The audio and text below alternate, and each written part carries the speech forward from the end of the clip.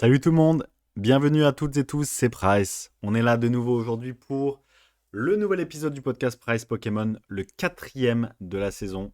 Je m'excuse pour mon absence de ces 2 dernières semaines. J'ai été malheureusement extrêmement malade à mon retour du Conseil Indigo. Donc on va parler du Conseil Indigo qui a eu lieu le week-end du 4 et 5 octobre de cette année, qui s'est super bien passé. Je remercie absolument toutes les personnes qui étaient présentes. C'était un moment incroyable. Et la semaine dernière où j'étais encore pas bien du tout, lundi dernier. Donc je me remets à peine eh bien de ce que j'ai attrapé au Cancer Indigo. Ça a donné une semaine. Autant vous dire que lundi dernier, et ça allait un peu mieux, mais lundi, juste après, donc le lundi 6 octobre, juste après le concert Indigo, je peux vous dire que j'étais vraiment pas en forme, donc je m'excuse, je vous ai même fait un petit message il y a 2 semaines. Voilà, donc j'espère que vous allez bien, installez-vous tranquillement, on est de retour pour un podcast d'une bonne demi-heure, il y a beaucoup de sujets à aborder, du coup j'ai pris beaucoup de retard, je suis vraiment navré, mais j'ai trop hâte de vous retrouver, de m'installer moi aussi, de parler de l'actualité, de vous parler de plein de choses qui ont eu lieu ces derniers temps, qui vont se passer, de l'actualité Pokémon, de l'actualité euh, créateur de contenu française, de l'actualité du guide universel, de l'actualité de plein d'actualités différentes. Donc mettez-vous à l'aise, on va essayer de vous faire passer un bon moment très informatif et de qualité comme toujours. L'idée, c'est de pas trop vous faire patienter et surtout de vous délivrer un message clair et plein d'infos comme toujours. C'est pour ça que vous êtes là chez Price. Petit clin d'œil d'ailleurs, j'ai changé ma photo de profil. Je troque mon très vieux, très très vieux logo, mais qui m'a accompagné fidèlement pendant toutes ces années pour une très très belle photo que vous retrouverez dans le guide universel du collectionneur qui a été prise lors du gala TCG de cette année. Donc je remercie le photographe qui se reconnaîtra et c'est une nouvelle étape dans la chaîne YouTube où du coup je vais mettre un petit peu plus en avant mais bien mon visage, mon image, même si vous m'avez pas vu en vidéo depuis longtemps. Voilà. Trêve de bavardage, on va commencer tout de suite avec du coup pour rattraper le temps, le débrief du Conseil Indigo qui a eu lieu du 4 et 5 octobre 2025. Ça s'est super bien passé. Voilà, comme je vous l'ai dit en introduction, on a eu de très belles interventions. La journée se structure toujours de la même manière. De toute façon, on est toujours au même endroit, c'est-à-dire à Paris 11. Donc ça se passe très bien aussi avec le lieu. On avait l'introduction, le départ du séminaire, là, avec l'accueil le samedi matin 9 heures. Tout le monde a chill, tout le monde a pris son café. Dès 11 heures, on a une introduction à un très très très beau team building qui a été organisé par Louis Baba, que je salue, qui a rejoint l'association du Conseil Indigo, et je vais vous parler de ça aussi dans le podcast. Louis Baba qui a rejoint l'association du Conseil Indigo avec le but de développer du coup le séminaire, développer l'association, développer la charte des professionnels aussi, donc ça je vais y venir. Donc, on a fait un super team building pendant 1 heure, c'était très drôle, on a bien rigolé, on a appris tous à se connaître. Le midi, le repas organisé comme toujours, donc avec la boulangerie partenaire sur place, pareil, très très sympa, ça s'est bien passé, on a bien échangé, discuté pendant ce temps d'activité. Et puis ensuite, on a repris à 14 heures les conférences avec GCC, que je remercie infiniment, qui a fait un travail de dingue, qui a délivré énormément de belles informations sur leur entreprise, sur leur évolution depuis 2023, puisque le premier conseil Indigo avait eu lieu en 2023, et ça avait été une des premières entreprises à nous faire confiance. Fin 2023, début 2024, donc en janvier, je crois, 2024. GCC s'est lancé en mars 2024. Donc, ils nous ont fait confiance. Ils ont continué, comme chaque année, à partager des données ultra confidentielles et leurs feuilles de route et comment ça se passe. Donc, ça, c'est toujours sympa de pouvoir discuter, échanger et partager tout ça avec eux. Voilà, c'était vraiment un très, très bon moment. Comme à chaque fois, je remercie infiniment Jonathan qui était là avec sa femme aussi. Et c'était un vrai bon moment. Donc, trop cool d'avoir pu assister à cette petite conférence. On a tout de suite embrayé sur des ateliers.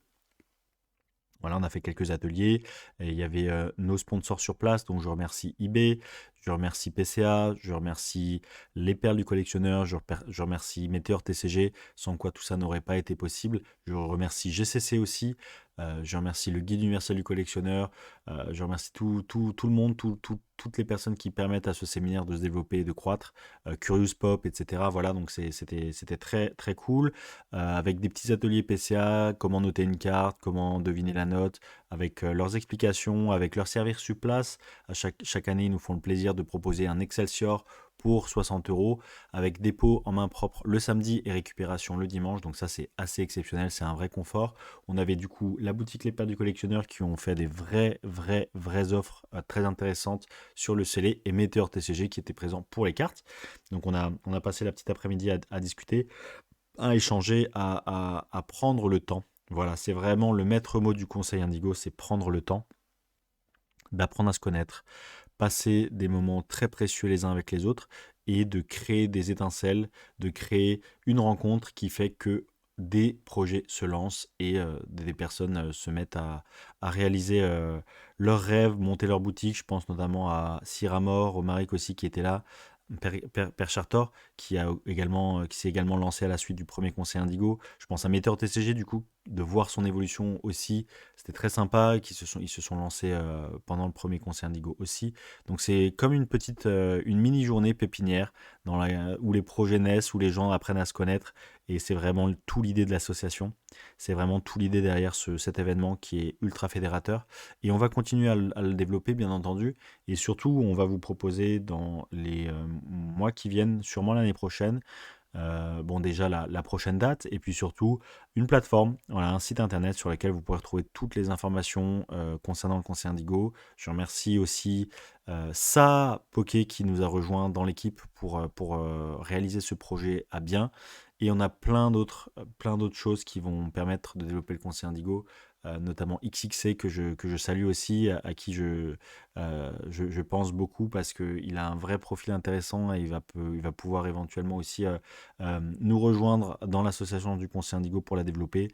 Bien entendu, toutes les autres personnes, les professionnels qui souhaitent professionnaliser le milieu justement, avoir une vraie offre d'association de professionnels avec tous les services que ça peut comprendre. Donc ça, c'est trop cool. On a hâte de pouvoir développer ça aussi. Et on travaille dur là-dessus. Donc voilà, 15h30, les conférences ont reprise. Je remercie Adrien de Minturcard, un super projet qui se lance aussi, avec qui je collabore étroitement, qui permet de grader ses cartes à distance dans un processus 100% sécurisé qu'il a breveté, testé et approuvé par la communauté. Donc ça c'est génial, j'adore son projet. Vous qui me suivez sur la chaîne, vous connaissez. Donc il nous a fait le plaisir de reprendre une intervention lors du troisième conseil Indigo, c'était génial. Et ensuite, le fondateur historique, un des fondateurs historiques de Magic Bazar, Raphaël, qui nous a fait aussi le plaisir de présenter eh bien, son parcours. On a eu eBay également qui nous a parlé de études de marché qu'ils ont réalisées sur le TCG francophone. C'était très sympa et moi malheureusement il m'est arrivé une petite péripétie. Ma voiture a été emmenée à la fourrière malheureusement, donc j'ai dû m'absenter, m'éclipser, ce qui je pense qui en tout cas moi m'a un petit peu attristé. Ça m'a fait louper 1h30, 2 heures du séminaire, donc ça c'était vraiment embêtant. Malgré tout, je sais à quel point tout le monde a passé un super moment. Je remercie le Belgium, le Royaume du TCG, je remercie David Lafarge qui nous a fait un coucou, je remercie toutes les personnes qui sont venues aussi, qui ont participé, la quarantaine de personnes qui étaient présentes. Comme vous le savez, on est limité à 50, donc on était quasiment sold out, c'était très sympa. Le samedi, mais malheureusement, bah, voilà, moi, entre 16h30 et 18h, bah, je me suis absenté. Donc ça fait mal. J'ai pas pu dire au revoir à toutes les personnes qui étaient là et qui sont parties du coup à 18h, puisqu'à 18h, c'est la fin du séminaire. Mais on a fait un super restaurant le soir. Je remercie toutes les personnes qui étaient là. Vraiment, Colexio, Philippe Édouard. J'en ai cité plein. Il y en a vraiment. Les noms ce serait trop long et je vais en oublier. Et j'ai pas envie de vexer qui que ce soit, mais toutes les personnes qui étaient là se reconnaîtront. C'est un moment exceptionnel, comme chaque année. Et le lendemain, le dimanche, une journée beaucoup plus chill avec d'autres interventions. On a parlé du guide universel, forcément, qui est une grosse actualité. On vous a emmené dans les coulisses de ce projet qui était très important. On a également, dans l'après-midi du dimanche, après le déjeuner, on a réalisé un autre atelier qui était très très sympa. On a terminé avec le quiz du conseil Indigo, comme toujours sur une bonne note positive. Il y en était une petite vingtaine lors de ce dimanche. Donc voilà, il y a pas mal de pistes d'amélioration aussi pour nous, pour le conseil Indigo, notamment faire en sorte que plus de personnes viennent le dimanche. Là, c'était particulièrement bas l'année dernière et à la première édition, on était plutôt une grosse trentaine les dimanches, donc très peu de personnes qui restaient que le samedi. Mais voilà, puisque cette année on a proposé le tarif journalier, eh bien les gens se sont jetés sur le tarif journalier du samedi, ce que je peux comprendre, et un peu moins sur la journée du dimanche. Mais malgré tout, c'était un superbe moment et on a tous kiffé, on a tous discuté, on a tous appris à se connaître et c'est l'essence même du Conseil Indigo. Voilà les amis pour le débrief du Conseil Indigo. J'ai hâte de vous compter parmi nous l'année prochaine. Ce n'est pas fini, on vous prépare plein de belles choses et aussi pour les professionnels, vous allez voir, on va sécuriser le parcours client aussi en mettant en place une charte et en faisant adhérer les professionnels sérieux à cet écosystème, à cette association pour faire en sorte eh bien, que le milieu se professionnalise. Voilà les amis. On continue tout de suite avec la sortie de Pokémon ZA, le nouveau jeu vidéo. Voilà, donc c'est confirmé. Pokémon ZA et le bloc Méga Evolution, c'est bien une transition avant la nouvelle et la 10e génération, si je dis pas de bêtises, oui, 10e génération qui va sortir courant 2027. Donc, comme ce que je vous avais dit, comme mes prédictions la première fois lors du podcast numéro 2, les prédictions sont bien celles auxquelles je pensais. Méga Evolution est bel et bien un bloc de transition. Donc il va falloir en profiter. Méga Evolution 1 a été un énorme succès, ça a cartonné. Tout le monde est déjà prêt à sauter sur Méga Evolution 2, Flamme Fantasmagorique. Donc ça a été annoncé, voilà, Flamme Fantasmagorique qui va sortir du coup courant du mois de novembre. Avec le 14 novembre, voilà exactement, en France, avec 130 cartes, plein de belles choses, et forcément, je suppose, du Dracofeu vu le nom. Voilà, donc ça va sûrement cartonner. Ils ont brisé un petit peu aussi la petite habitude d'avoir un set spécifique à Dracofeu en 3. Donc souvent c'est voilà, Flamme Obsidienne, Ténèbres Embrasées, etc. etc. Ombre Ardente en SL, EV, EB03. Donc là, Méga Évolution 2 pour le Dracofeu, ça va être intéressant. Et ZA qui bat son plein, vraisemblablement, qui est plutôt sympathique. Et forcément, eh bien, l'actualité Pokémon française avec Flamme Fantasmagorique qui va sortir le 14 novembre. Donc tout ça se déroule comme prévu, comme ce qu'on pensait, avec effectivement un bloc de transition. Ça montre à quel point eh bien, c'est du travail, je pense, aussi pour Pokémon Company de sortir une nouvelle génération de Pokémon à chaque fois. Voilà, c'est le premier bloc de transition depuis très très très très très longtemps. J'avoue que je ne me rappelle même plus quand est la dernière fois qu'on avait eu un vrai bloc de transition. Je dirais que c'était à partir de HGSS, qui était un bloc aussi un petit peu en sandwich. Oui, c'est ça, disons HGSS, qui était un bloc sandwich entre la génération 4 et la génération 5. Mais depuis la cinquième génération, donc depuis Noir et Blanc, il n'y a plus de bloc de transition. Donc c'est assez intéressant à souligner à quel point, eh bien, c'était quelque chose auquel on était habitué. Je me rappelle, moi, à l'époque, dans mon enfance, bah, vous vous souvenez, on avait le droit à Pokémon rouge, bleu, jaune. Ensuite, on a eu le droit à Pokémon or, argent et cristal. Et ensuite, on a eu rouge, feu, vert, feuille. Voilà, qui était une transition, une mini transition dans le bloc Ruby Saphir Émeraude avant la sortie du coup de Émeraude justement.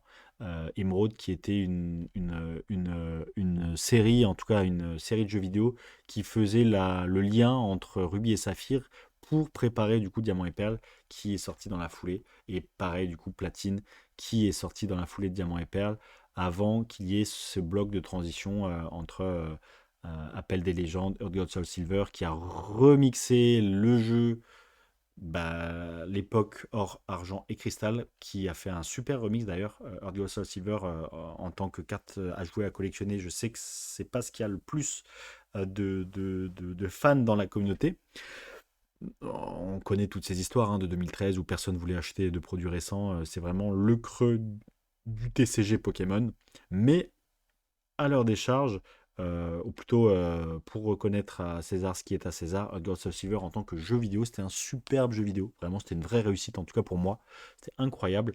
Et forcément, après, noir et blanc. Voilà, donc ME, Méga Evolution, bloc de transition, c'est assez intéressant à noter. Et comme on l'avait prédit dans l'épisode numéro 2, ça se confirme, ce sera bel et bien un bloc qui va durer moins d'un an. 1 an et demi maximum, avant la sortie de la nouvelle génération, donc la 10e génération de Pokémon. Voilà, donc ça c'est très intéressant. Et pour continuer l'actualité française, je vais vous parler de quelque chose de très spécial. Il s'agit d'une vente caritative aux enchères qu'on organise le Guide universel du collectionneur et Agut, donc de manière conjointe. Je remercie infiniment Agut dans ce podcast et j'en profite pour les saluer et les remercier pour leur professionnalisme, puisqu'ils nous permettent, avec le Guide universel du collectionneur, de vous proposer, je vais vous mettre tous les liens dans la description, la possibilité d'enchérir sur un exemplaire complètement unique qui a été signé, dédicacé par toutes les personnes qui étaient présentes lors de la vente. Qu'est-ce que je raconte? Lors de l'avant-première à l'Atmos Arena, le 9 septembre dernier, où vraiment tout le monde était présent, où on a fait signer le livre à toutes les personnes qui étaient là. Il y avait Pokéli, Requamaster, Citron, Pokébinome, Fieldrong, Curious Pop, David Lafarge, Pokétonio, Rob Collector, Max Another Time, Namso, enfin vraiment tout le monde. Un exemplaire complètement unique qui est vendu du coup sur Agut Online. La vente se termine dans 2 jours, le mercredi 22 octobre à 13h45. Et tous les bénéfices de cette vente, vraiment tous les bénéfices de cette vente, je tiens à insister et je remercie même Agut qui nous permet d'avoir une commission réduite. Donc vraiment, ils jouent le jeu, tout le monde joue le jeu pour que cette vente soit la plus bénéfique possible envers l'association Les Blues Roses. C'est une association qui va voir les enfants hospitalisés pour des activités, pour discuter avec eux, pour leur faire changer d'air. Donc c'est vraiment trop cool. Je les remercie infiniment. Et nous aussi pour le Guide universel du collectionneur. Vous nous retrouvez, donc j'ai pas pu vous discuter de tout ça. Voilà, en 2 semaines, ça passe tellement vite. Et moi qui étais malade comme pas possible, je m'excuse encore auprès de vous. Donc vous pouvez partager cette info aussi à tout le monde autour de vous. Le Guide universel du collectionneur est dispo, voilà, depuis une dizaine de jours à la Fnac. C'est un vrai carton. On est très content. C'est grâce à vous, grâce aux passionnés. Beaucoup de personnes l'offrent aussi. Je sais qu'il y a beaucoup euh, de femmes qui veulent offrir à leur mari ou d'enfants qui se disent ah bah ça peut être un beau cadeau pour mes parents, ou de collectionneurs qui se disent bah voilà enfin un vrai livre que j'ai envie de voir trôner sur ma table basse, ou dans ma bibliothèque. Donc c'est un magnifique ouvrage. Je ne peux que vous recommander de l'avoir et de le voir entre les mains. Je suis vraiment quand même très fier de ce projet qui est l'aboutissement ultime de ce qu'on aurait dû avoir depuis longtemps en tant que hobby et collection sérieuse. Donc c'est un vrai travail titanesque et de voir que ça vous plaît, vraiment ça m'émue énormément et de voir qu'on a des personnes qui nous font confiance sur la Fnac, qui achètent sur le site. Voilà, c'est vraiment très beau. Et ce guide universel, du coup, complètement unique, signé par toutes les personnes qui étaient présentes lors de la journée d'inauguration du projet, c'est vraiment un truc de fou. Et cette vente caritative, encore une fois, bah, j'ai trop envie de voir comment ça va se passer. J'ai trop envie qu'on réussisse à récolter le plus possible pour cette très très belle association et pour toutes les personnes hospitalisées on ne se rend pas compte de la chance qu'on a d'être en bonne santé, franchement, de pouvoir profiter de tout. Et c'est pour ça que je vous dis souvent, bah voilà, j'ai un discours assez. J'ai pas envie de tomber à chaque fois dans tout ce qui est conseil personnel, conseil personnel, etc. Le mot que je cherche, c'est pas ça. Le mot que je cherche, c'est mindset. Comment ils appellent ça, les coachs. Enfin voilà, tout ce qui est développement personnel. Voilà, j'ai pas envie de tomber dans le développement personnel. Vous savez que le podcast, il est quand même accès investisseur, accès entrepreneur, accès nouveauté, accès veille de marché, accès information un peu spécial quand même. Je suis ravi de pouvoir compter sur vos 500 écoutes hebdomadaires, c'est incroyable. Voilà, je veux pas tomber dans le développement personnel, mais sachez une chose, si j'ai cette mentalité, si je vous parle tel que je vous parle, si j'entreprends tout ce que j'entreprends, c'est parce que je sais à quel point je remercie tous les jours la force supérieure, appelez-la comme vous voulez, qui nous permet d'être en vie, de profiter, de passer des bons moments, d'être en pleine forme. Voilà, je vous le dis, on parle souvent de la France, oh, les problèmes, moi j'ai ça qui va pas dans ma vie, ou j'ai ci ou j'ai ça. Je vous le dis, si vous avez la santé, si vous êtes bien dans la tête, c'est le plus important. J'ai perdu récemment un de mes associés, un de mes meilleurs amis, malheureusement, qui, je pense, n'a pas réussi à se confier suffisamment et qui, malheureusement, est décédé de manière tragique. Il a souhaité sa propre mort, donc c'est très tragique et ça montre à quel point voilà, la santé, c'est essentiel, la santé mentale, la santé physique.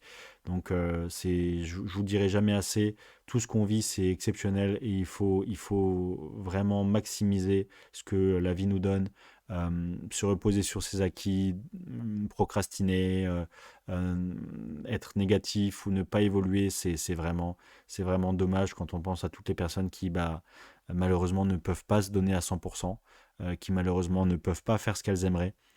C'est ne pas faire honneur à la vie que ne pas vouloir la vivre à 100% et d'avoir plein de projets et d'être positif et de donner le plus d'ondes positives à travers le monde, dans votre carrière, dans votre vie, dans le sport, dans l'entrepreneuriat, dans ce que vous voulez. Voilà.